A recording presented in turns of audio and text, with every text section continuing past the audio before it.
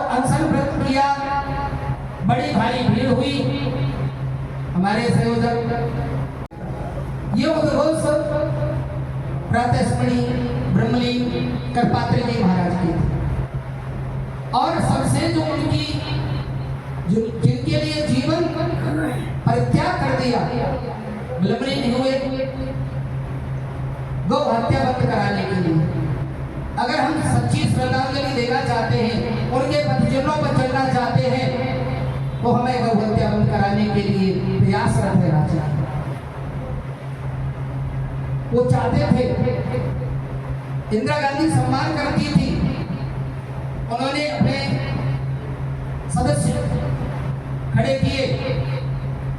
इंदिरा गांधी जी को लगा कि इनके बिना सरकार नहीं बन सकती, तो वचन दिया कि जो अंग्रेजों के द्वारा चलाई हुई गौ हत्या के कत्लखाने हैं उनको बंद किया जाएगा और कानून लाया जाएगा।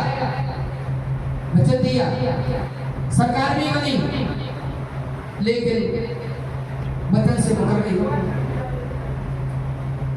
क्योंकि पद का अमल होता है।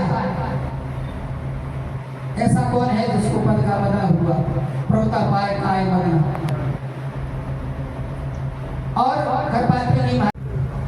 क्या अपनी प्रशंसा कर सकते हैं, लेकिन दूसरों की निंदा नहीं करनी चाहिए। अपनी बात रखिए, लेकिन दूसरों की निंदा नहीं करनी चाहिए। कोई बात कह रहा है, बोले ये ठीक नहीं कह रहा है, मैं जो कह रहा हूं बोल सकते, तो इसका मतलब तो ये हुआ कि हम भगवान का प्रचार नहीं करते हैं, अपना प्रचार कर रहे हैं। संसार में न पैसा काम आता है, न पद काम आता है, केवल सत्कर्म काम आता है। धनाने भूमो पचवष्ट होष्टे नारी गृहद्वारे सुखा संसारे देहस्थितायां परलोक मार्गे धर्माने को गच्छन्ति जीव एक। केवल धर्म ही साथ जाता है, तो हम उस धर्म पर हम चलते क्यों नहीं? यहाँ हम उपस्थित हुए हैं, ज्यादा कुछ नहीं बोलते हुए विद्वानजनों के सामने ठीक नहीं लगता। मैं यही निवेदन करना चाहूंगा,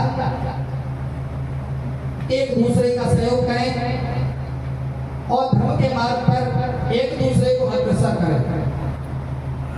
जैसा कि हमारे पूर्व वक्ता जी कह रहे थे, वो हकीकत है। इस समय जो हमारा देश है ऐसे दौर से गुजर रहा है कि एक दूसरे के प्रति घृणा पैदा हो। हमें एक दूसरे को समझ करके चलना होगा, एक दूसरे को महत्व देना होगा, क्योंकि दूसरे ये नहीं समझते कि